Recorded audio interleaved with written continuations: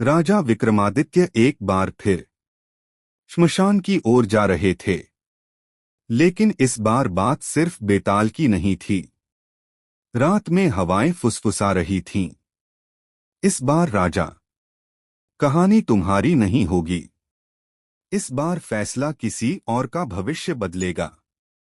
जब विक्रम उस पेड़ पर पहुंचे जहां बेताल हमेशा लटका रहता था, तो इस बार वहां बेताल नहीं था, वरना था एक सुनहरी जंजीर में बंधा हुआ एक युवक। उसकी आंखों में डर था और माथे पर काले समय का चिन्ह। राजा ने पूछा, तुम कौन हो?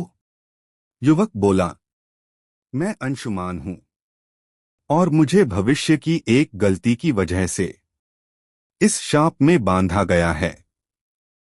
तभी हंसी गूंजी और अंधेरे से बेताल प्रकट हुआ। बेताल की आवाज, राजन, इस बार कहानी मेरी नहीं, इस लड़के की है। बेताल की कहानी। अंशुमान एक छोटे राज्य का राजकुमार था। उसे बचपन से बताया गया, भविष्य बदलने की शक्ति तुम्हारे पास है, लेकिन अगर इसे गलत वजह से इस्तेमाल किया तो समय खुद तुमसे बदला लेगा।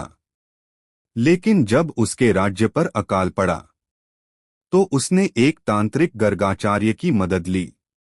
गर्गाचार्य बोला, अगर तू कालकन्या की शक्ति चुरा ले तो तू अपने राज्य को सोना बना सकता है। भयानक मोड़। अंशुमान ने लालच में आकर कालकन्या की तपस्या भंग कर दी और तभी समय रुक गया। आकाश काला हो गया और कालकन्या ने शाप दे दिया, तू जिंदा रहेगा पर समय से बाहर, न अतीत में न भविष्य में। विक्रम की परीक्षा। बेताल बोला, राजन विक्रम, अब सवाल तुम्हारे सामने है। अगर अंशुमान अपनी गलती सुधारना चाहता है पर इसके बदले तुम्हें अपना राज्य खोना पड़े, तो क्या तुम ये बलिदान दोगे? श्मशान में सन्नाटा छा गया। हवा भी थम गई। राजा की चुप्पी। विक्रम ने आंखें बंद की, कुछ पल सोचा, फिर बोले, राजा वही है जो प्रजा के लिए अपना भविष्य भी दांव पर लगा दे। ये कहते ही जंजीरें टूट गईं।